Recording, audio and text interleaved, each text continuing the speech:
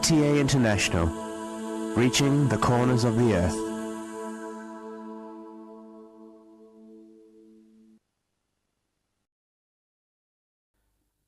اس وقت ہم سیدنا حضرت امیر المومنین خلیفۃ المسیح رابع ایدہ اللہ تعالیٰ بنصر العزیز کا ایک تاریخی خطبہ جمعہ آپ کی خدمت میں پیش کر رہے ہیں حبیبنا صلی علی محمد صلی علی حبیبنا صلی علی محمد صلی علی رسولنا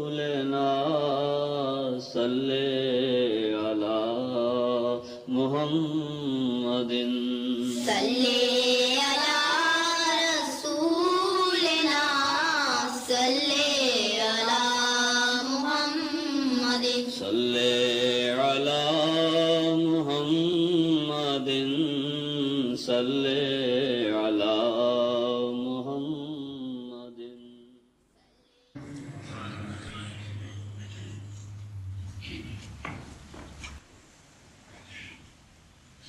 السلام علیکم ورحمۃ اللہ. اذان دے دیں.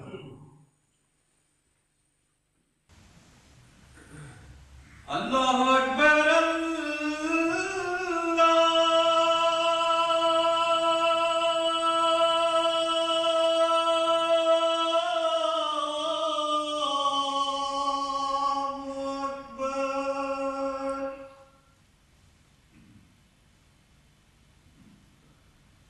اللہ اکبر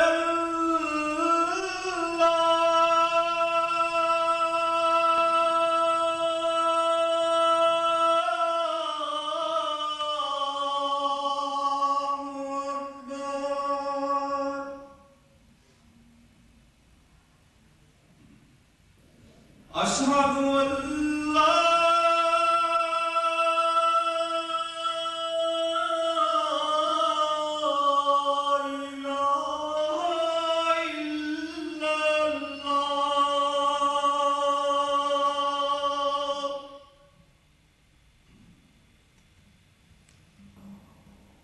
أشهد أن لا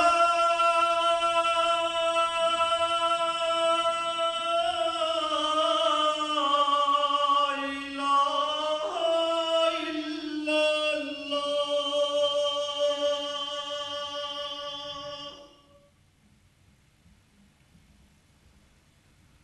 أشهد أن محمد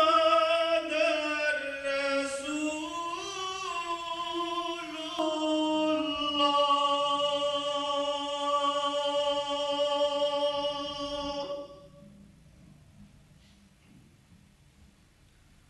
أشهد أن محمد رسول الله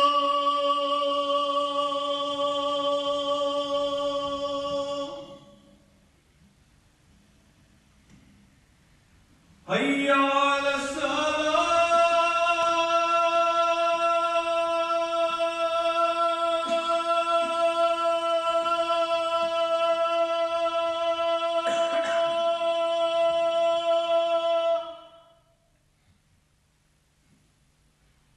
حي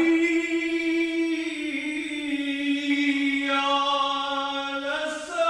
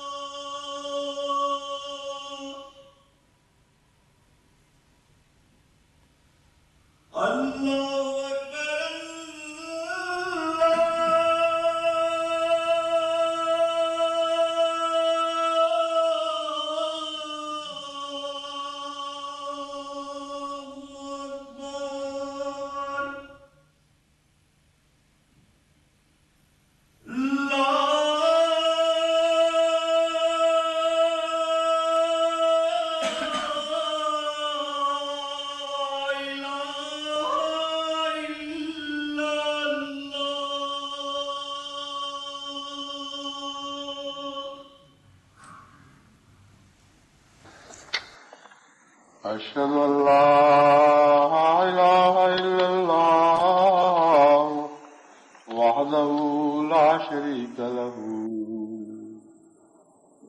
وأشهد أن محمدا عبده ورسوله أما بعد فأعوذ بالله من الشيطان الرجيم بسم الله الرحمن الرحيم الحمد لله رب العالمين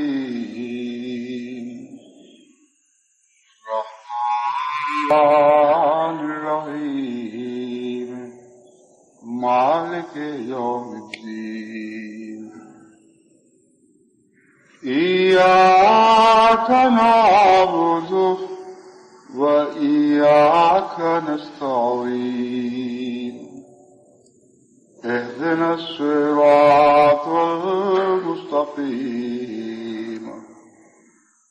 صراط الذين أنعمت عليهم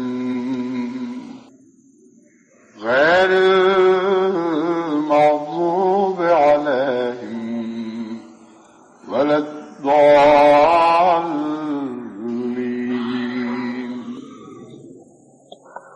فاستقم كما أمرت ومن تاب معك ولا تطغوا إنه بما تعملون بصير ولا تركنوا إلى الذين ظلموا فتمسكم النار وما لكم من دون الله من أولياء ثم لا تنصرون وأقم الصلاة طرفي النهار وزلفا من الليل وأقم الصلاة طرفي النهار وزلفا من الليل إن الحسنات يذهبن السيئات ذلك ذكرى للذاكرين واصبر فإن الله لا يضيع أجر المحسنين واصبر فإن الله لا يضيع أجر المحسنين فلولا كان من القرون من قبلكم أولو بقية ينهون عن الفساد في الأرض إلا قليلا ممن أنجينا منهم واتبع الذين ظلموا ما أترفوا فيه وكانوا مجرمين وما كان ربك ليهلك القرى بظلم وأهلها مصلحون وما كان ربك ليهلك القرى بظلم وأهلها مصلحون ولو شاء ربك لجعل الناس أمة واحدة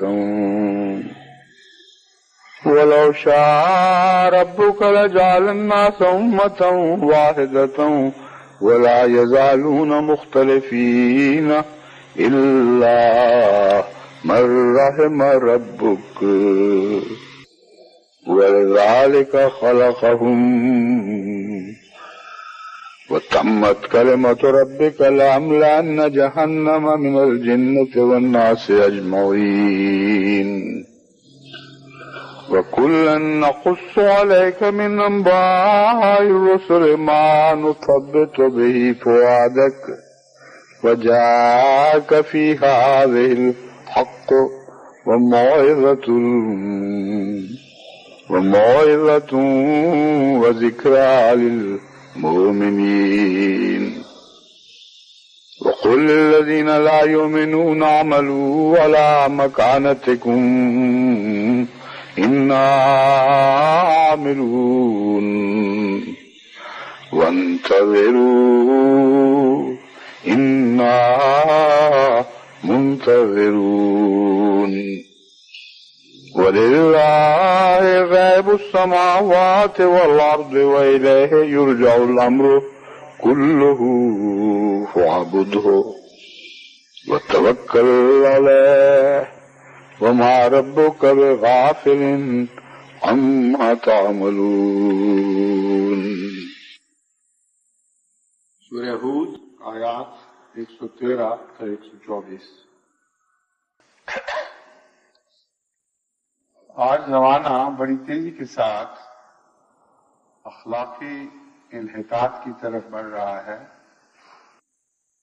اور وہ روکیں جو فساد کو بڑھنے کی راہ میں حائل تھیں وہ دنیاوی اغراض کی روکیں تھیں، اعلیٰ اقدار کی روکیں نہیں تھیں.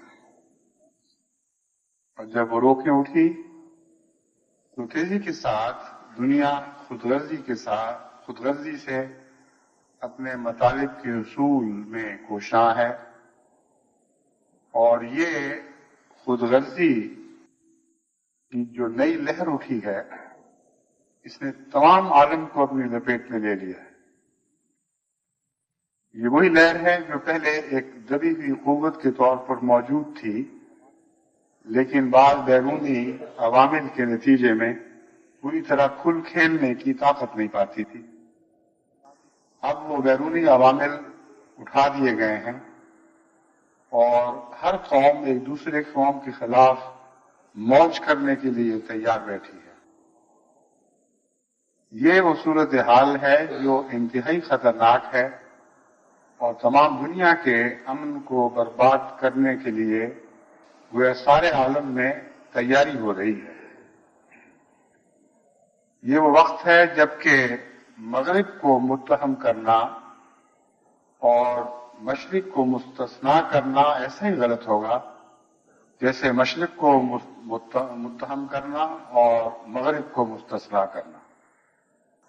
میں نے بغور قوموں کے حالات کا مطالعہ کیا ہے.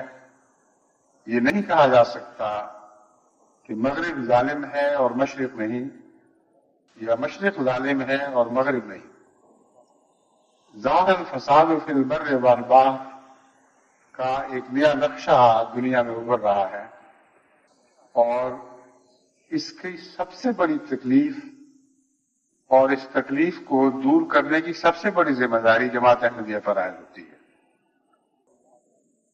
کیونکہ ہم یہ کامل یقین رکھتے ہیں کہ زمانے کی ڈوبتی ہوئی کشتی کو بچانے کے لیے ہمیں کھڑا کیا گیا ہے، یا ڈوبتے ہوئے زمانے کو بچانے کے لیے ہمیں وہ کشتی عطا فرمائی گئی ہے جس نے نوح کی کشتی کا سا کام کرنا ہے.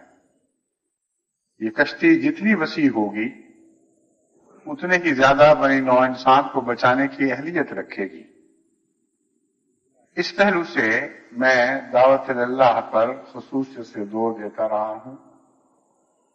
ہم کیسے ہی مخلص کیوں نہ ہوں، ہم کتنے ہی بنی نوع انسان کی ہمدردی چاہنے والے کیوں نہ ہوں، جب تک ہم میں انفرادی طاقت اتنی پیدا نہیں ہوتی کہ تمام عالم میں پھیل کر تمام عالم کے مسائل کا حل تلاش کرنے میں دنیا کی مدد کریں، اس وقت تک ہماری آوازیں صدا و صحرا کی حیثیت رکھتی رہیں گی اور اس سے زیادہ ان کا فائدہ نہیں پہنچے گا. لیکن اس کا یہ مطلب نہیں کہ اس جدوجہد کو چھوڑ دیا جائے اور تعداد بڑھنے کا انتظار کیا جائے. انبیاء کی سنت اسی میں ہے، انبیاء کی سنت اسی طرح قرآن کریم نے محفوظ فرمائی ہے، اور یہ تاریخ بار بار دہرائی ہے کہ انبیاء نے نیکی پھیلانے اور بدی کو روکنے کے لیے تعداد کا انتظار نہیں کیا، بلکہ جب وہ اکیلے تھے اس وقت بھی یہی تعلیم دنیا کو دیتے رہے، اور جب وہ زیادہ ہوئے اس وقت بھی یہی تعلیم دیتے رہے. حقیقت میں दावत अल्लाह का, अमर बिल मारूफ और नही अनिल मुनकर से एक गहरा ताल्लुक है। दोनों एक दूसरे के साथ लाजिम मलजूम हैं। एक को ताकत मिले तो दूसरे को जरूर ताकत मिलती है, लेकिन एक दूसरे का इंतजार नहीं करता। जिस हद तक मुमकिन हो ये दोनों बुनियादी फराइज जो हम पर आयत फरमाए गए हैं, इनकी अदायगी में जमात को मुस्तैदी दिखानी चाहिए। जिन आयत की मैंने तिलावत की है ये सूरह हूद का आखिरी रुकू है। सूरह हूद के मुतालिक हज़रत अक़दस मोहम्मद मुस्तफ़ा सल्लल्लाहु अलैहि वसल्लम ने एक मौके पर फरमाया, बाज़ और सूरतों के मुतालिक भी, लेकिन हूद को खुसूसियत से आपने बयान फरमाया कि मुझे तो इस सूरत ने बूढ़ा कर दिया, मेरे बाल इस सूरत ने सफेद कर दिए। वो क्या बात थी इस सूरत में जिसकी तरफ इशारा फरमाते हुए आपने बताया कि मैंने इतना दुख महसूस किया है कि गोया मेरे बाल इस सूरत में बयान फरमूदा कौमों के दर्दनाक हालात की वजह से सफेद हुए। जहां तक तफसीलात का ताल्लुक है, सूरह हूद पढ़ने से हर अहमदी को उन बदनसीब कौमों के हालात मालूम हो सकते हैं जो बावजूद इसके कि अंबिया और उनकी जमातों ने उनको संभालने की कोशिश की, लेकिन वह रस्सियां तोड़ा कर वो अपनी हलाकत की गड़े की तरफ बकटक दौड़ने लगी और बिलाखिर हलाक हो गई। वो तारीख आपको कुरान करीम से मुख्तलिफ जगह कुरान करीम में मुख्तलिफ जगह मज़कूर दिखाई देगी, मगर सूरह हूद में बहुत तेज लहरों के साथ और बार बार उठने वाली लहरों के साथ उस तारीख का इयादा फरमाया गया है।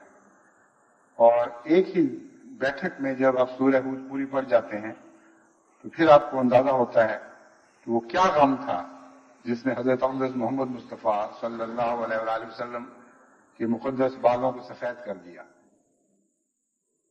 आखिरी रुकू जिसकी मैंने तिलावत की है, इसमें उन फितनों का इलाज बयान फरमाया गया है और वो नसीहतें फरमाई गई हैं। अगर कौमें जो इस्लाह का दावा लेकर उठती हैं उन नसीहतों पर अमल पैरा हो तो वो तारीख तब्दील हो सकती है।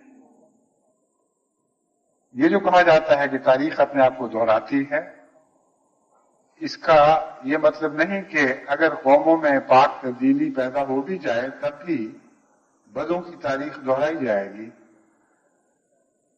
तारीख दोहराने में दो अतराफ कार फरमा होती है। अगर दोनों तरफे वैसा ही रवैया अख्तियार करें तो लाजिमन पहली तारीख दोहराई जाएगी, क्योंकि खुदा की तकदीर किसी से नाइंसाफी का सलूक नहीं फरमाती और किसी को नावाजिब रियायत नहीं देती। अगर कौम के दो हिस्से नेक और बद के हिस्से बनाए जाएं तो अगर नेकों ने अपनी कोशिश में कमी कर दी हो या नेक किसी वजह से मजबूर हो चुके हों और उनका पैगाम ना सुना जाए तो कौमों की हलाकत की तारीख लाजिमन दोहराई जाएगी। और बद कौमों का किरदार इसमें ये होगा कि वो बार बार की नसीहतों के बावजूद नेक लोगों की नसीहतों पर एक दफा फिर अमल करने से इनकार कर दें और अपनी जिद पे मुसिर रहें। बस ये दो हिस्से हैं कौम के, अगर ये अपनी आदत को तब्दील ना करें और बैन ही वही आमाल इख्तियार करें और तरीके इख्तियार करें जो पहले किए गए तो तारीख दोहराई जाएगी। और ये तारीख जरूरी नहीं कि बद हो। चुनाचे सूरह यूनुस में अल्लाह ताला ने एक ऐसी कौम का जिक्र फरमाया जिसकी तारीख वैसी नहीं थी जैसी पिछली कौमों की थी। यानी तारीख का नतीजा वो ना निकला जो पहली कौमों की तारीख का नतीजा निकला, यानी हलाकत। इसलिए कि बिल आखिर उस कौम ने तौबा की, इस्तिग़फ़ार से काम लिया और वो हलाकत जो उनकी गोया इस तरह मुक़द्दर हो चुकी थी कि नबी को मशरूत तौर पर ان کی ہلاکت کی اطلاع دے دی گئی تھی، لیکن جب قوم نے پاک تبدیلی کر دکھائی تو وہ ہلاکت کی خبر بھی ٹال دی گئی۔ اور قرآن کریم فرماتا ہے کہ کاش یونس کی قوم کی طرح اور بھی قومیں ہوتی کہ جو اس طرح نبی وقت کی ہدایت سے استفادہ کرنے کے بعد بالآخر اصلاح کرتی اور ہلاکت سے بچ جاتی۔ بس تاریخ دہرانے کی جب میں بات کرتا ہوں تو دونوں قسم کی تاریخوں کا قرآن کریم میں ذکر ہے۔ وہ قومیں جنہوں نے آخر نصیحت پکڑی اور بچ گئیں، اور ان میں سب سے بڑی اور پاکیزہ اور سب سے اونچی مثال حضرت اقدس محمد مصطفیٰ صلی اللہ علیہ وآلہ وسلم کی قوم کی ہے۔ آپ کی مثال اور حضرت یونس کی مثال میں ایک کھلا فرق ہے۔ حضرت یونس کی مثال بیان کرنے کے بعد میرا فرض ہے کہ آپ کو اس پاکیزہ اور سب مثالوں سے بڑھ کر پاکیزہ مثال سے بھی آشنا کروں اور اس فرق سے مطلع کروں، تاکہ آپ حضرت یونس کی قوم والی دعائیں نہ کریں بلکہ وہ دعائیں کریں جو حضرت محمد مصطفیٰ صلی اللہ علیہ وسلم نے اپنی قوم کے لیے کی۔ حضرت یونس کی قوم کو نجات ملی، لیکن یونس کی دعا کے نتیجے میں نہیں، بلکہ اس قوم نے جب عذاب کو اپنے سر پر کھڑے دیکھا اور حضرت یونس کے اپنے ملک کو چھوڑ کر ہجرت کر جانے کے بعد ان کو اچانک یہ احساس ہوا کہ سب سے نیک انسان وہی تھا جو ہمیں چھوڑ کر چلا گیا ہے، اور اب اگر عذاب آ جائے تو بعید نہیں ہے۔ اس قسم کے اور اس سے ملتے جلتے احساسات نے انہیں گریہ وزاری پہ مجبور کیا، اور جب ان کا عذاب ٹل گیا تو حضرت یونس کا رد عمل اس سے بالکل مختلف تھا جو حضرت اقدس محمد مصطفیٰ صلی اللہ علیہ وآلہ وسلم کا رد عمل تھا۔ آپ کا رد عمل قوم اور آپ کا قوم کے ساتھ جو رشتہ تھا وہ بھی ایک تاریخ بدلنے والا رشتہ تھا، تاریخ کو دہرانے والا رشتہ تھا، مگر بہتر کر کے دہرانے والا۔ یونس کی تاریخ کو اس رشتے نے دہرایا، مگر بہت بہتر شکل میں اور بدلے ہوئے انداز کے ساتھ۔ قوم بچ تو گئی جس طرح یونس کی قوم بچی تھی، مگر ایک نئی شان کے ساتھ بچائی گئی، اور وہ شان محمدی کی شان محمدی ہے جس کے نتیجے میں قوم پر فضل ہوا۔ طائف کے دوران جو حضرت اقدس محمد مصطفیٰ صلی اللہ علیہ وآلہ وسلم سے اہل طائف نے انتہائی ظالمانہ اور بہیمانہ سلوک فرمایا، اس کے نتیجے میں اللہ تعالیٰ اس بات پر آمادہ دکھائی دیتا ہے، اور اس غرض سے فرشتے حضور صلی اللہ علیہ وآلہ وسلم کے پاس پیغامبر بنا کے بھیجے جاتے ہیں کہ اگر تم چاہو تو ان پہاڑوں کے نیچے یہ قوم کچھ نہیں جائے اور ہمیشہ کے لیے ان کا نشان مٹ جائے۔ یہ فرشتے بھیجنا اس بات کو ظاہر نہیں کرتا کہ اللہ تعالیٰ نے ان کو مٹانے کا فیصلہ کر لیا تھا، بلکہ خدا تعالیٰ حضرت محمد مصطفیٰ صلی اللہ علیہ وآلہ وسلم کی شان کو نمایاں کر کے دنیا کے سامنے سورج کی طرح روشن سورج میں دکھانا چاہتا تھا، اور یہ بتانا چاہتا تھا کہ اس شان کے نبی بھی دنیا میں آئے ہیں، اور سب شانوں سے بڑھ کر محمد مصطفیٰ کی شان ہے۔ جب ابھی زخموں سے خون رس رہا تھا، جب بدن کا انگ انگ دکھ رہا تھا، انتہائی دردناک حالت میں آپ دعا کر رہے تھے، اس وقت فرشتے ظاہر ہوتے ہیں، اور آپ کا یہ جواب ہے کہ اے خدا، میں نہیں چاہتا یہ قوم ہلاک ہو، یہ نہیں جانتے یہ کیا کر رہے ہیں، کس سے کر رہے ہیں۔ ایک روایت میں آتا ہے کہ آپ نے وہاں بھی یہ دعا کی جو ایک اور موقع پر بھی فرمائی، اللہم اہد قومی فانہم لا یعلمون۔ خبر جی میں یہ بیان تو کرتا رہا، لیکن بعض علماء کہتے تھے کہ طائف کے ساتھ اس روایت کا تعلق نہیں، یہ کسی اور موقع پر دعا کی گئی تھی، مگر چند دن ہوئے ہیں مجھے تاریخی حوالہ خطی طور پر مل گیا ہے کہ حضور صلی اللہ علیہ وآلہ وسلم نے طائف کے موقع پر بھی یہ دعا کی کہ اللہم اہد قومی فانہم لا یعلمون، اے میرے اللہ اس قوم کو ہدایت دے، یہ نہیں جانتے۔ تو دیکھیں سنت یونس اور سنت محمد مصطفیٰ صلی اللہ علیہ وآلہ وسلم میں کتنا فرق ہے. وہاں قوم کی ندامت اور پشیمانی نے قوم کو بچایا ہے. یہاں قوم کو کوئی ندامت نہیں تھی، کوئی پشیمانی نہیں تھی، لیکن حضرت اقدس محمد مصطفیٰ صلی اللہ علیہ وآلہ وسلم کی رحمت بے قرار نے ان کو بچایا ہے. آپ کے دل میں ایک رحمت کا ٹھاٹھے مارتا ہوا سمندر تھا. ظالموں کے حق میں بھی آپ دعا کرنے والے تھے. یہ واقعہ میں نے خصوصیت کے ساتھ جماعت کے سامنے اس لیے رکھا ہے کہ صرف پاکستان کے مظالم کا سوال نہیں ہے.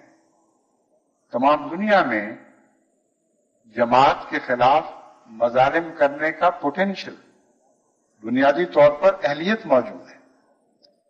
جہاں بھی آپ ترقی کریں گے آپ کے خلاف سازشیں ہوں گی، جہاں بھی آپ ترقی کریں گے وہاں آپ کے خلاف مظالم ہوں گے.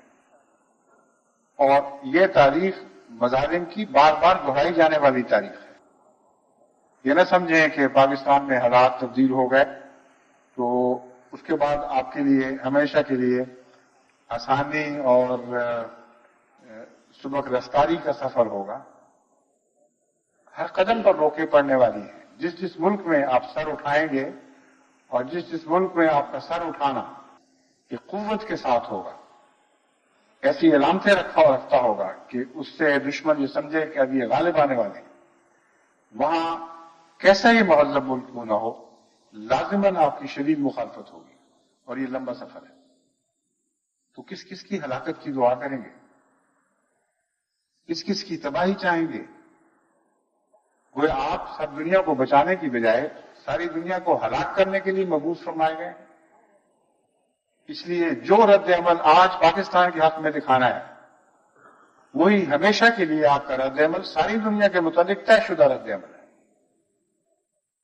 اس لیے جو نصیحتیں قرآن کریم نے سورہ ہود کے آخر پر حضرت صلی اللہ علیہ وآلہ وسلم کو مخاطب کر کے فرمائیں وہ میں نے آپ کے سامنے پڑھ کر سنا دی ہیں، اور اب میں ان کا ترجمہ بھی کرتا جاتا ہوں. تو جہاں مناسب ہوا ان کی تشریح کروں گا تاکہ آپ کو بتاؤں کہ جماعت کو کس کردار کو اپنانا ہے اور اس سے چمٹ جانا ہے. بدی چاہتے ہوئے اپنے انتقام کی جو طبی بات ہے پیاس کو پورا نہ کریں، بلکہ وہ انتقام لیں جو حضرت محمد مصطفیٰ صلی اللہ علیہ وآلہ وسلم کا انتقام تھا، جس نے فتح مکہ کے وقت انتقام کی ایک ایسی نئی تاریخ قائم کر دی جس کی ایک چھوٹی سی مثال یوسف اور اس کے بھائیوں کے معاملے کے طور پر قرآن کریم میں بیان ہوئی، لیکن بہت محدود مثال تھی. ایک بھائی نے اپنے بھائیوں کو معاف کیا تھا، لیکن حضرت محمد مصطفیٰ صلی اللہ علیہ وآلہ وسلم نئی شان یوسفی کے ساتھ دنیا کے سامنے جلوہ گر ہوئے، اور شدید ترین دشمنوں کو بھی آپ نے آنے واحد میں معاف فرما دیا. ایسے دشمنوں کو بھی معاف فرما دیا جنہوں نے آپ کے محبوب صحابہ جیسے حضرت حمزہ رضی اللہ تعالیٰ عنہ تھے، ان کا کلیجہ نکال کے چبا دیا، ان کو بھی معاف فرما دیا گیا. بس وہ شان یوسفی ہے جو دنیا کو بچانے والی شان ہے، جس کے نتیجے میں اس عالم کی بقا کے امکانات پیدا ہو سکتے ہیں. اگر وہ شان جماعت احمدیہ نے نہ دکھائی تو یہ دنیا ہلاک شدہ سمجھے. جو آثار میں دیکھ رہا ہوں نہایت ہولناک اور خوفناک ہیں. قومیں خواہ وہ ترقی یافتہ ہوں خواہ غیر ترقی یافتہ ہوں، سب ظالم ہو چکی ہیں، اور ظلم ایک دوسرے کے خلاف چڑھائی کر رہا ہے. ظلم ایک دوسرے کے خلاف موجے مار رہا ہے. بعض حالات میں طاقتور ظالم دکھائی دیتا ہے اور کمزور ظالم نہیں دکھائی دیتا، لیکن کمزوری کو جب پردے میں میسر آ جائیں، جب وہ چھپ کر ظلم کر سکے، اس وقت اگر وہ ظلم سے باز رہے تو پھر یہ کہا جا سکتا ہے کہ کمزوری تو ہے، ظلم نہیں ہے. لیکن جہاں کمزوری کو کوئی ناواجب سہارا مل جائے، جہاں اخفاء کے پردے پڑ جائیں، وہاں اگر ظلم کرے کمزوری تو اس کمزوری کو بھی ظالم کمزوری کہیں گے، مظلوم کمزوری نہیں کہیں گے. بس انصاف کا تقاضا یہ ہے کہ آپ تقویٰ سے लौ लगाएं और तकवा की वफा इख्तियार करें, सच्चाई से चिमटें और कौमियतों के फसाद से किनारा कश हो जाएं, क्योंकि ये फसाद दुनिया को हलाक करने वाले फसाद हैं। रंग और नस्ल की तमीज से बाला होकर अगर आपने दुनिया को हदायत और नेकी की तरफ बुलाया तो फिर आप में ये कुदरत होगी कि आप तमाम आलम को एक हाथ पर इकट्ठा कर दें। अगर आपने रंग और नस्ल से बाला होने की सलाहियत इख्तियार न की तो आप खुद भी डूबेंगे और दूसरी कौमों को भी ले डूबेंगे, और अहमदियत की फतह का इन अदाओं के साथ कोई इम्कान नहीं है। लेकिन हमने जरूर फतह याब होना है, इसलिए मुझे यकीन है कि जमात अहमदिया इंशाअल्लाह ताला वक्ती तकलीफों और जज्बात को कुर्बान करते हुए आला अक़दार की लाज़िमन हिफाजत करेगी और कौमी तफरीक़ात और नस्ली इम्तियाजात से बाला होकर हक के साथ चिमटी रहेगी और हक के साथ और सब्र के साथ नसीहत करती रहेगी। अब मैं आपके सामने इन आयात का तर्जुमा रखता हूं। अल्लाह ताला फरमाता है, फस्तक़िम कमा उमिरता वमन ताबा माका वला ततगौ इन्नहु बिमा तामलून बसीर। या मोहम्मद सल्लल्लाहु अलैहि वसल्लम, मजबूती के साथ कायम हो जा उस बात पर जिसका तुझे हुक्म दिया गया है, पकड़ ले उसको मजबूती से। वमन ताबा माका, और वो सारे लोग भी तेरी पैरवी में मेरे अहकामात को मजबूती से पकड़ लें जिन्होंने तेरे साथ तौबा की, जिन्होंने तौबा करके तेरे साथ शमूलियत इख्तियार की है। वला ततगौ, और तुम हदों को ना फैलाओ, हदों से तजावुज न करो, यानी तवाज़ुन को हाथ से न जाने दो। ततगौ का मतलब एक तो यह है कि कुरान करीम ने जो हुदूद मुकर्रर फरमाई है उनको फलान कर बेरारवी इख्तियार न करना, और दूसरा ततगौ का मतलब यह है तवाज़ुन इख्तियार करो किसी मामले में भी, खैर दुनिया के हों या दीन के हों, तो दरमियानी हद से तजावुज न करो, अपने मामलात को मुतवाज़िन रखो। इन्नहु बिमा तामलून बसीर, और याद रखो कि खुदा ताला तुम्हारे आमाल पर नजर रख रहा है। और चूंकि आमाल का नतीजा अल्लाह ताला ने मुतरत्तब फरमाना है, इसलिए अगर हमारे अमाल की गहराइयों में भी रखने हुए और नियतों में फतूर हुआ तो नेक नतीजा बहरहाल नहीं निकलेगा। फरमाया, वला तरकनू इलल लज़ीना ज़लमू फतमस्सकुमुन नार वमा लकुम मिन दूनिल्लाहि मिन औलिया सुम्मा ला तुनसरून, और हरगिज न झुको उन लोगों की तरफ जिन्होंने जुल्म से काम लिया है, जिन्होंने जुल्म को अपना शेवा बना लिया है। और तमस्सकुमुन नारो, ऐसी सूरत में तुम्हें जरूर आग का अजाब पहुंचेगा। वमा लकुम मिन दूनिल्लाहि मिन औलिया, याद रखो कि खुदा के सिवा तुम्हारा दोस्त कोई है ही नहीं। सुम्मा ला तुनसरून, उस दोस्ती को छोड़ोगे तो फिर कहीं से मदद नहीं लिए जाओगे। कैसा अजीम कलाम है और कितना प्यारा और वाज़ेह नक्शा खींचा गया है इलाही जमातों के हालात और ताल्लुकात का। जो लोग जुल्म करते हैं उनके जुल्म की वजह यह होती है कि वो अपने साथ शामिल करना चाहते हैं, यानी जुल्म के नतीजे में दोस्त बनाना चाहते हैं। ये अजीब उल्टी अकल की बात है, लेकिन मजहब के मामले में यही हुआ करता है। जालिम जुल्म करता चला जाता है और कहता है मैं जुल्म से बाज नहीं आऊंगा जब तक मेरे साथ शामिल न हो और मेरी तर्ज इख्तियार न करो, मेरे जैसे ना बन जाओ तो मैं तुम्हें मारता चला जाऊंगा। फरमाया, हरगिज उनके जैसा नहीं बनना, क्योंकि जालिम तुम्हारा कैसे हो सकता है? जो तुमसे नफरत का सलूक कर रहा है और जुल्म का सलूक कर रहा है वो तुम्हारा हो ही नहीं सकता। और याद रखो, दुनिया में कोई भी तुम्हारा नहीं है। जब तुम खुदा के हो गए तो सब तुम्हारे दुश्मन हो चुके हैं।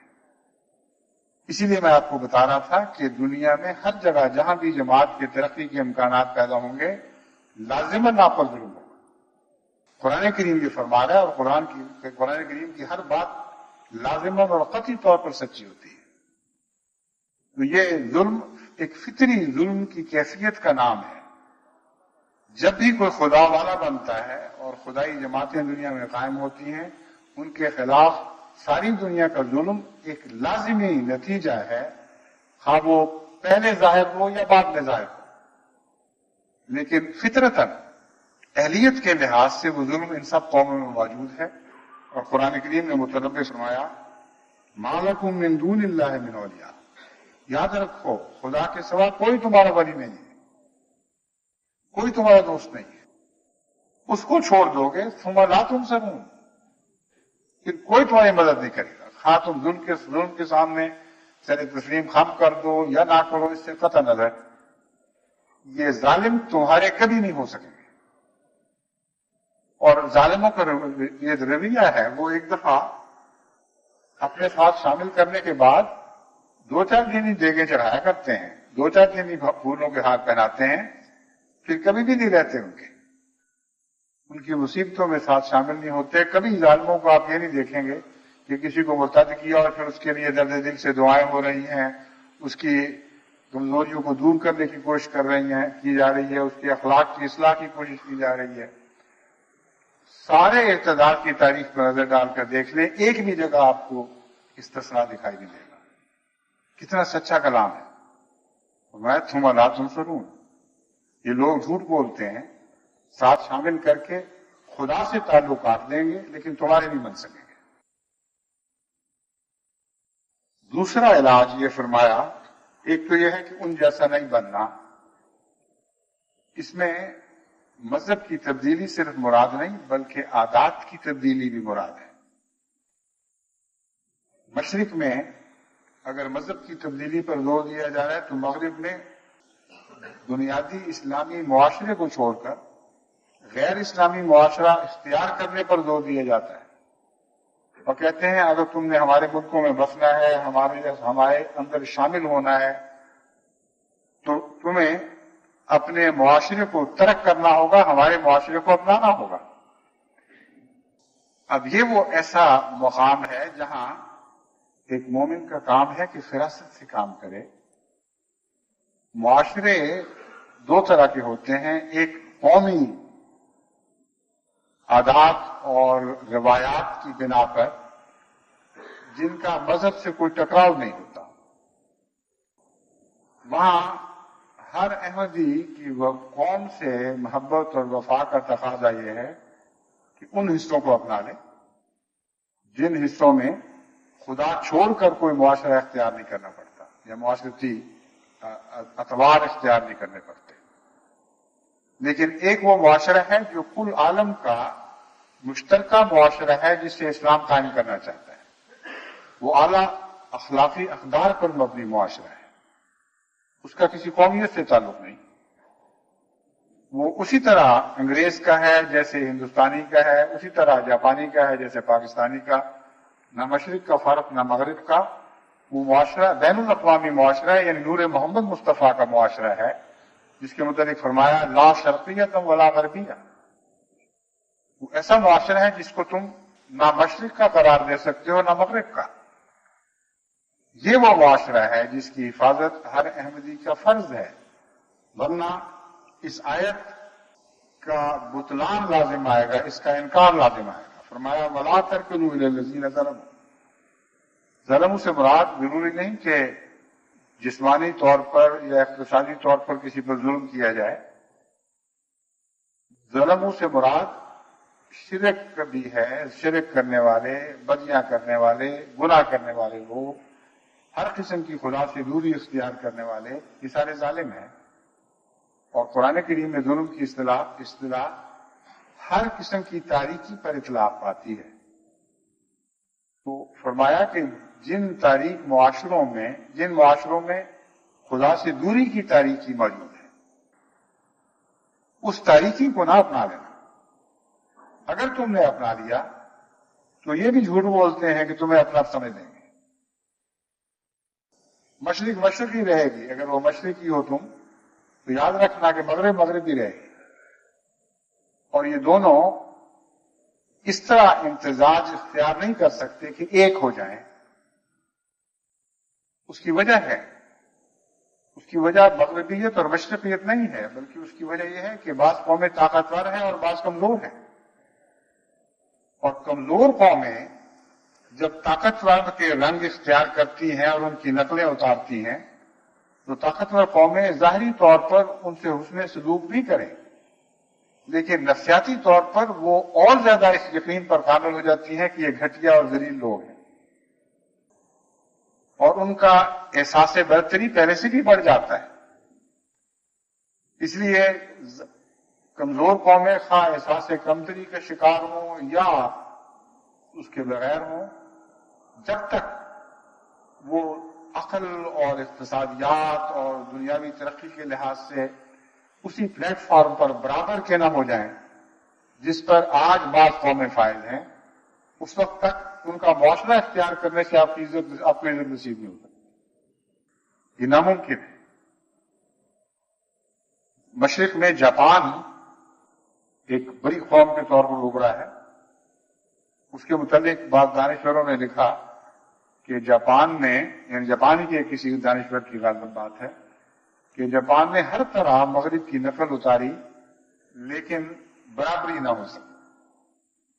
لیکن جب جاپان نے طاقت اختیار کر لی اور اقتصادی لحاظ سے غالب آ گیا اور اسلحہ کے لحاظ سے بھی اور فنون حرب کے لحاظ سے بھی ایک طاقت بن کر ابھرا تو پھر ہم برابر کی ہو گئے.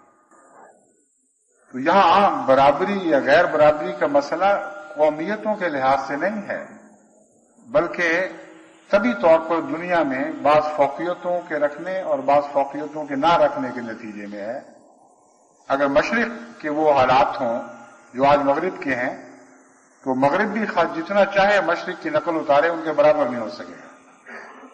ان معنوں میں میں سمجھا رہا ہوں، اس میں کوئی قومی اور نسلی تفریق کی بات نہیں ہے، بلکہ ایک نفسیاتی حقیقت ہے جسے قرآن کریم نے بیان فرمایا لا ترکنوا الی الذین ظلموا، تمہیں نقصان تو پہنچے گا اس کے نتیجے میں، آگ تو تمہارے حصے میں آئے گی لیکن اولیاء نصیب نہیں ہوں گے. کمزوروں اور غریبوں کا ایک ہی ولی ہے، وہ اللہ ہے. وہی ہے جو اتنا جھکتا ہے آسمان سے کہ زمین کے پست ترین رہنے والوں سے بھی تعلق قائم کر لیتا ہے اور تحت الثری میں بسنے والوں سے بھی ایک تعلق قائم کر لیتا ہے. اس کے سوا کوئی دوسرا ولی ہو ہی نہیں سکتا. انسان تو بنیادی طور پر متکبر ہے اور ذرا سی اس کو فضیلت حاصل ہو جائے تو نچلے آدمی کو نچلا ہی سمجھتا ہے اور اس کے ساتھ جھک کر اس کے برابری اختیار نہیں کیا کرتا.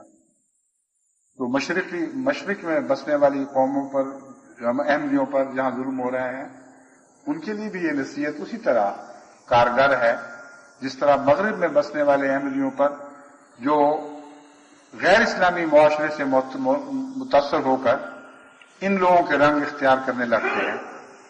جہاں جہاں اسلامی قدروں کو قربان کر کے وہ رنگ اختیار کرتے ہیں وہاں وہ گھاٹے میں ہیں. جہاں ان قدروں کو قربان کیے بغیر اچھی باتیں اور دنیا کے لحاظ سے بے ضرر باتیں اختیار کرتے ہیں وہاں وہ خوبی بن جاتی ہے. بس احمدی کو بالغ نظر ہوتے ہوئے اس طرح معاملات کا تجزیہ کرنے کے بعد آخری فیصلہ سچائی کے حق میں دینا چاہیے، اور اسی کا نام تقویٰ ہے، اسی کا نام عقل کل ہے. اگر جماعت احمدیہ سچے معنوں میں گہری تفصیل کے ساتھ متقی ہو جائے تو اتنی عقل مند جماعت بنے گی کہ دنیا کی کوئی جماعت، کوئی قوم اس کا مقابلہ نہیں کر سکے، کیونکہ آخری بات عقل اور حکمت کی بات ہی ہوا کرتی ہے جو جیتا کرتی ہے. جن قوموں نے ترقی کی ہے عقل اور حکمت سے ہی ترقی کی ہے، اسی سے ان کو دنیاوی طاقتیں بھی نصیب ہوئی ہیں، اور عقل کل تقویٰ کے بغیر نصیب نہیں ہو سکتی. پھر فرمایا وَأَقِمِ الصَّلَاةَ طَرَفَيِ النَّهَارِ، یہ جو تمہیں کہا گیا ہے کہ ان کی طرف نہ جھکو اور خدا ہی تمہارا ولی ہے، تو خدا کو ولی بنانے کی بھی تو کوشش کرو پھر، اور اس کی ولایت کو پکا کرنے کی کوشش کرو، کیونکہ یہ تمہیں بات سمجھ آ چکی ہے کہ خدا کے سوا کوئی تمہاری مدد نہیں کرے گا. اس کا طریق فرمایا وَأَقِمِ الصَّلَاةَ طَرَفَيِ النَّهَارِ، اپنے دنوں کو عبادتوں سے گھیر لو، صبح بھی عبادت کرو اور شام کو بھی عبادت کرو، اور راتوں کو بھی عبادت کے محافظ اپنے لیے قائم کرو، یعنی اپنی عبادت، راتوں کی عبادت کے ذریعے خود اپنی حفاظت کے سامان کرو۔ یہ ہے ولایت کا معنی، جس کو قرآن کریم نے اس نصیحت کے مان بعد بیان فرمایا کہ خدا کے سوا تمہارا کوئی ولی نہیں ہے۔ مدد ملے گی تو وہاں سے ملے گی، کن کو ملے گی، کیسے ملے گی، کس طرح پھر اللہ تعالیٰ تمہاری حفاظت فرمائے گا؟ فرمایا عبادتوں کے ذریعے تمہیں یہ اعلیٰ مقصد نصیب ہوگا۔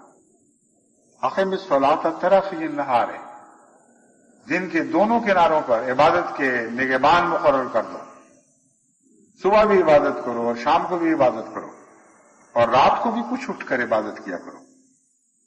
اور پھر یاد رکھو ان الحسنات یذہبن السیئات، نیکیاں ضرور بدیوں کو مٹا دیا کرتی ہیں۔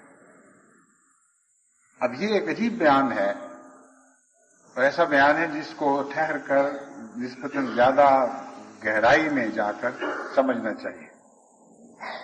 عام طور پر ہم دنیا کی تاریخ میں یہ دیکھتے ہیں کہ نیکیاں ظاہر ہوتی ہیں، سچائیاں ظاہر ہوتی ہیں، اور بار بار بدیاں ان پر غالب آ جاتی ہیں، اور سچائیاں کل عدم ہوتی ہوئی دکھائی دیتی ہیں۔ کتنے نبی دنیا میں آئے، آدم سے لے کر حضرت محمد مصطفیٰ صلی اللہ علیہ وآلہ وسلم تک، بار بار نیکیوں کی لہریں اٹھیں، لیکن بالآخر وہ دب گئیں، اور ہم نے برائیوں کو بدیوں میں تبدیل ہوتے دیکھا۔ قرآن کریم ایک عجیب اعلان فرما رہا ہے، حیرت انگیز طور پر ایک انقلابی اور مختلف اعلان ہے جو بظاہر تاریخ کے مخالف ہے، اور وہ ہے ان الحسنات یذہبن السیئات۔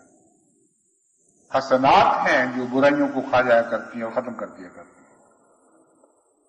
اب اسی نیکی اور بدی کے مقابلے کی تاریخ کو ایک اور طرح سے دیکھیں تو ایک دم تبدیل شدہ منظر آنکھوں کے سامنے ابھرتا ہے۔ بدی کرنا انسان کے لیے آسان کام ہے، اور یہ پہاڑ سے نیچے اترنے والی بات ہے، اور نیکی کرنا ایک مشکل کام ہے، اور یہ پہاڑ پر چڑھنے والی بات ہے۔ اور قرآن کریم نے اسی مثال کے طور پر نیکی کو بیان فرمایا۔ جب بدیاں پھیلتی ہیں، میں یہ بعد میں بتاؤں گا کہ اس وقت حسنات کی کیا کیفیت ہوتی ہے، تو ایک آسان کام ہے، اور ہر قسم کے طبی محرکات اور عوامل بدیوں کی تائید میں بیٹھے حرکت کر رہے ہوتے ہیں۔ بڑا مشکل کام ہے اپنی نیکی کو سنبھال کر رکھنا، اور جب بدیاں زور مارتی ہیں تو ایک دفعہ انسان نیچے جانا شروع ہو تو وہ گرتے چلا جاتا ہے۔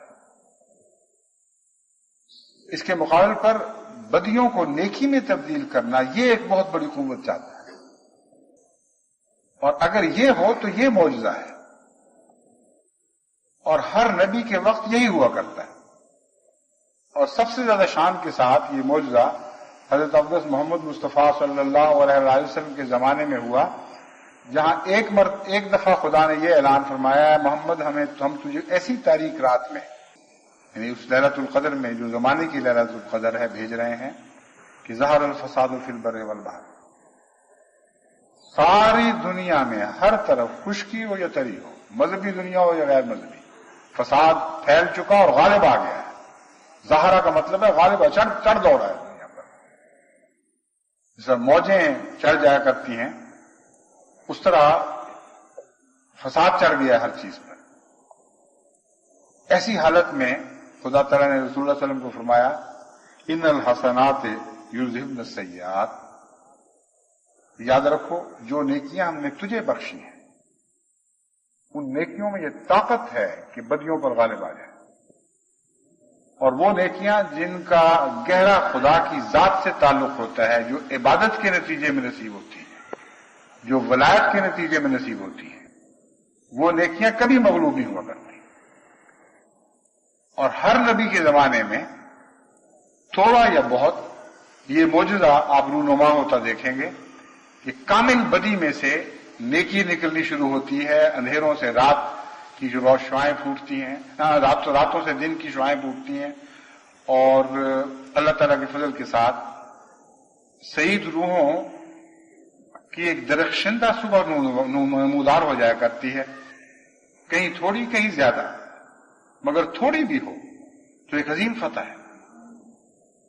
حسنات نے ثابت کر دیا کہ ہر طاقت ان کے مقابلے میں جتھا کر لے، اور انسانی فطرت ان طاقتوں کی تائید میں کھڑی ہو، تب بھی جو سچی نیکیاں ہیں ان کو غالب آنے کی استطاعت ہے، اور خدا تعالیٰ کی تقدیر یہ ہے کہ وہ ضرور غالب آئیں گی۔ بس اگر نیکیاں غالب نہ رہیں اور مغلوب ہو جائیں تو یاد رکھیں وہ نیکیاں نہیں ہیں، ان کا جو چاہے نام رکھ لیں، نیکیاں مغلوب نہیں ہوا کرتی۔ اس دور کی باتیں ہیں جبکہ لوگ اپنے دین کو بدل چکے ہوتے ہیں، جبکہ تعلق باللہ کی بجائے ریاکاری شروع ہو چکی ہوتی ہے، جبکہ وحدانیت کی بجائے انانیت جگہ لے لیتی ہے اور انسان نفس پرست ہو جاتا ہے۔ اس وقت جو عبادتیں آپ کو دکھائی دیتی ہیں بالکل کھوکھلی اور بے معنی عبادتیں ہوتی ہیں، اور وہی زمانہ ہے جبکہ بدیاں نیکیوں پر جو بظاہر نیکیاں ہوتی ہیں غالب آنے لگتی ہیں۔ چنانچہ قرآن کریم نے اس مضمون کو بارہا مختلف رنگ میں بیان فرمایا ہے، فرماتا ہے اس کے بعد ایسے لوگ ان کے وارث بن گئے جو حقیقی طور پر نیک نہیں رہے تھے، وہ بدیوں کے شکار ہو چکے تھے۔ بس وہ نسل جو نیکیوں پر قائم ہو اور سچی نیکیوں پر قائم ہو وہ مغلوب نہیں ہوا کرتی۔ 3 نسلوں تک ہم دیکھتے ہیں، 3 صدیوں تک حضرت صلی اللہ علیہ وسلم کی عطا کردہ نیکیاں دنیا پر غالب آتی چلی گئی ہیں۔ معاشرے میں برائیاں بھی آئیں تو بہت محدود حصے میں، اور بالعموم وہ معاشرہ نیکی کا معاشرہ تھا جہاں نیکی پنپی ہے، اور نیکی کے پنپنے کے نتیجے میں جو دوسری سعادتیں قوموں کو نصیب ہوا کرتی ہیں وہ ساری نصیب ہوئی۔ جب نیکی آتی ہے تو یہ صرف روحانی طور پر کسی قوم کو فضیلت نہیں بخشتی، بلکہ دنیاوی فضیلتوں کے پیغام بھی ساتھ لاتی ہے۔ وہ مقصود نہیں ہوتے، لیکن نیکی کے اندر ایک بنیادی صفت ہے کہ نیک آدمی غالب آنے کے لیے بنایا گیا ہے، اور اس کا غلبہ صرف مذہب کے دائرے میں محدود نہیں ہوتا، بلکہ وہ غلبہ ایک عمومی حیثیت اختیار کر جاتا ہے، اور قوم بحیثیت قوم غالب آ جاتی ہے۔ مذہب کی تاریخ میں ہر جگہ آپ کو یہ بات بار بار دہرائی جاتی دکھائی دے گی، اور حضرت صلی اللہ علیہ وسلم کے زمانے میں بھی ایسا ہی ہوا۔ بس یہ بات اللہ تعالیٰ نے یاد کروا دی ہے کہ تم راتوں کو اٹھ کر عبادت کرنا، لیکن اس کے لیے ایک ہم کسوٹی بھی تمہیں دیتے ہیں۔ اگر تم سچے عبادت گزار ہوئے، ایسے عبادت گزار ہوئے کہ تمہیں ولایت نصیب ہو، اس کی علامت یہ ہوگی کہ تمہاری نیکیاں بدیوں پر غالب آئیں گی، اور یہ مضمون 2 طرح سے ظاہر ہوگا۔ ایک یہ کہ جو شخص ایک سچے معنوں میں ایک نیکی اختیار کرتا ہے، اس کی نیکی پرورش پاتی ہے، بڑھتی ہے، پھولتی اور پھلتی ہے، اور رفتہ رفتہ گناہوں کو سرکا کر باہر نکالنا شروع کر دیتی ہے۔ بعض لوگ ہیں انہوں نے ایک چھوٹا سا نیکی کا عہد کیا ہوتا ہے، ایک وقت میں ایک نیکی کا عہد کر لیتے ہیں، اور پھر ان کا انجام ولایت پر ہوتا ہے، ابرار میں موت ہوتی ہے۔ یہ مضمون ہے جو انفرادی حیثیت سے صادق آتا ہے، اور بالکل سچا اور قطعی مضمون ہے۔ جو شخص خدا کی خاطر نیکی کا عہد کرے اور نیکی پر قائم ہو جائے، خواہ وہ چھوٹی ہی نیکی کیوں نہ ہو، ابتدا میں ایک نیکی کا ایک معمولی حصہ ہی کیوں نہ ہو، اس میں نشو و نما کی طاقت ہوتی ہے، اور وہ ضرور رفتہ رفتہ انسان کی کایا پلٹ دیتی ہے۔ چنانچہ بہت سے اولیاء اللہ کے حالات کا آپ مطالعہ کریں تو آپ کو معلوم ہوگا کہ وہ آنن فانن ایک دن یا ایک رات میں ولی نہیں بنائے گئے تھے۔ انہوں نے سچے دل سے بعض باتوں سے توبہ کی اور بعض نیکیاں اختیار کی، اور اللہ تعالیٰ نے اپنے فضل کے ساتھ ان نیکیوں کو اتنا بڑھا دیا جیسے زرخیز زمین میں بیج پڑتا ہے، اور بعض دفعہ سینکڑوں گنا بڑھ کر وہ دنیا کے لیے فوائد کا موجب بن جاتا ہے. بس نیک آدمی کی ذات میں نیکی پرورش پاتی ہے، ایک اس کا یہ مطلب ہے. دوسرا یہ ہے کہ قومی طور پر اگر آپ نیک ہوں گے اور سچے نیک ہوں گے تو غیر سوسائٹی پر آپ کو غلبہ نصیب ہوگا اور ضرور ہوگا. یہ ہو ہی نہیں سکتا کہ سچے نیکوں پر بدوں کو غلبہ آتا ہو. اور یہ بات ہم دنیا میں ہر جگہ مشاہدہ کر رہے ہیں.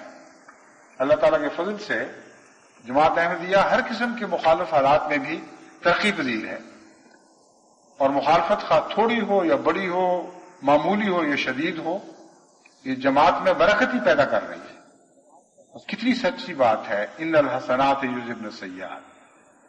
لیکن اس راز کو اچھی طرح پلے باندھ لیں کہ یہ حسنہ وہی ہے جو خدا سے تعلق کے نتیجے میں پیدا ہو، دنیاوی عادت کے طور پر نہ ہو، دکھاوے کے طور پر نہ ہو، اقتصادی فوائد کی غرض سے نہ ہو.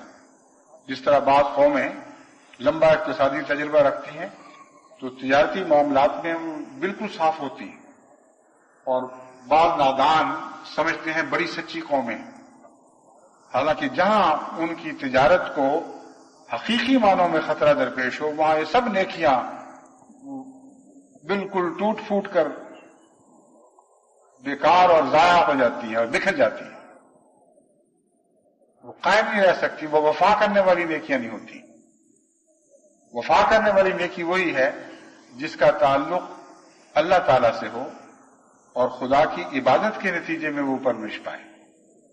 ایسی نیکی ہر قسم کے مخالفانہ حالات میں بھی زندہ رہنے اور باقی رہنے کی صلاحیت رکھتی ہے. اسی لیے میں بارہا جماعت کو متوجہ کر چکا ہوں کہ قرآن کریم نے نیکی کی تعریف میں باقی ہونا داخل فرما دیا. صالحات وہی ہیں جو باقیات بھی ہیں. کتنی عظیم کتاب ہے، کیسا فصیح و بلیغ کلام ہے.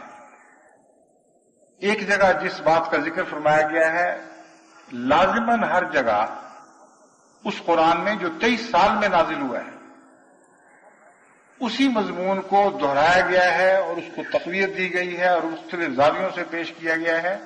سارے قرآن کریم میں ایک بھی آپ کو تضاد دکھائی نہیں دے گا. بس ان الحسنات یذہبن السیئات اور حسنات کا باقیات ہونا یہ دراصل ایک ہی مضمون کی دو شکلیں ہیں. بس جماعت احمدیہ کو جو مقابلے درپیش ہیں ان کی باقی باتیں انشاءاللہ میں آئندہ بیان کروں گا، کیونکہ جتنی آیات تلاوت کی گئی ہیں وہ زیادہ ہیں اور وقت تشریح کے ساتھ بیان کرنے کا تھوڑا تھا.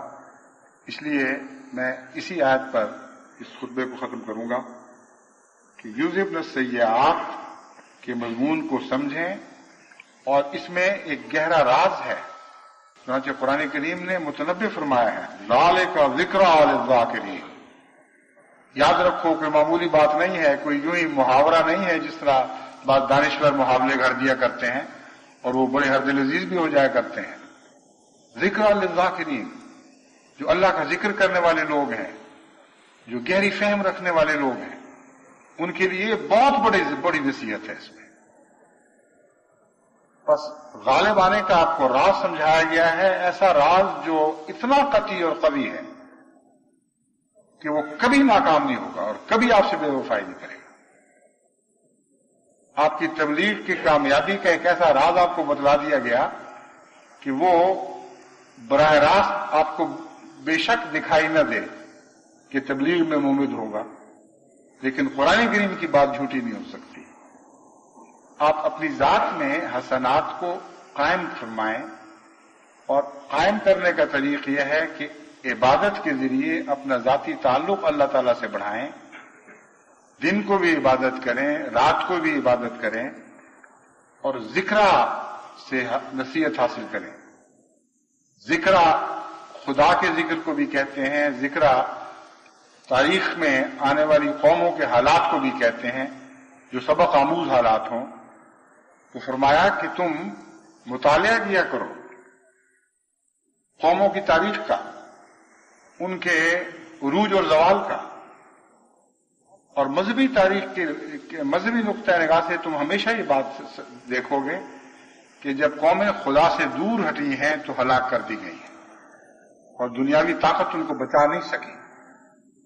اور جن قوموں نے اپنے معاشرے کو غیر معاشرے سے مرعوب ہو کر چھوڑ دیا ہے اور وہ یہ سمجھے ہیں کہ یہ زیادہ ترقی یافتہ لوگ ہیں، ہمیں ان جیسی عادتیں اختیار کرنی چاہیے، ان کے ساتھ ڈانس کریں، ان کے ساتھ شرابیں پئیں، ان کے ساتھ آزادیاں کریں تو ہمیں عزت کا مقام ملے گا، ہمیں یہ قوم پھر اپنے جیسا درجہ دے گی. فرمایا سب دھوکہ ہے. ذکرہ کا یہ بھی معنی ہے. قرآن کریم ذکرہ کی مثال پہلے بیان فرما چکا ہے.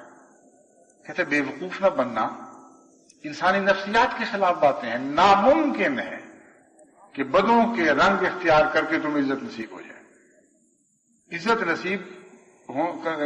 عزت حاصل کرنے کے لیے خدا کے رنگ اختیار کرنے ہوں گے، اس جیسے اخلاق اپنانے ہوں گے. عزت حاصل کرنے کے لیے ایسی حسنات کو اختیار کرنا ہوگا جن کے اندر یہ غالب طاقت موجود ہے کہ وہ بدیوں کو زائل اور باطل کرتی چلی جاتی ہے. اور نیکی وہی ہے جو غالب ہو کر چمکے. جیسے کہتے ہیں جادو وہ جو سر چڑھ کر بولے. حقیقت میں جب ایک احمدی سچی نیکی اختیار کرتا ہے تو اس کا معاشرہ اس سے متاثر ہو رہا ہوتا ہے، اس سے مرعوب ہو رہا ہوتا ہے. ظاہری طور پر چند دن باتیں ہوتی ہیں کہ جی تم پاگل ہو، کسی زمانے کے انسان ہو، آج کے ساتھ تمہارا کوئی تعلق نہیں رہا. لیکن نیکی دل میں گہرا اثر کرنے والی چیز ہے. اور کچھ عرصے کے بعد جو لوگ ایک نیک کو طعن و تشنیع کا نشانہ بناتے ہیں وہ اس سے مرعوب ہوتے چلے جاتے ہیں، اس کی عزت کرتے چلے جاتے ہیں، اس سے نیکی کے رنگ سیکھنے لگتے ہیں. اور نیک انسان اکیلا نہیں رہتا، وہ ایک جاگ کے قطرے کی طرح ہوتا ہے جسے سمندر میں بھی پھینک دیا جائے اس کے مقدر میں بن نہیں بننا ہے. حضرت محمد مصطفیٰ صلی اللہ علیہ وسلم کے زمانے میں یہ تاریخ اسی طرح دہرائی گئی تھی، یعنی نیکیوں کی تاریخ، لیکن بہت بڑی شان کے ساتھ. جو پہلے برتنوں میں دہرائی جاتی تھی، جو پہلے تالابوں میں دہرائی جاتی تھی، وہ تمام عالم کے سمندروں میں دہرائی گئی. اور حضرت محمد مصطفیٰ صلی اللہ علیہ وسلم کو ساری دنیا کی اصلاح کے لیے قائم فرمایا گیا. آپ نے وہی کام کرنا ہے تو اسی طریق پر کرنا ہوگا جس طریق پر خدا نے آپ کو سمجھایا اور آپ نے کر کے دکھایا. اللہ تعالیٰ ہمیں اس کی توفیق عطا فرمائے.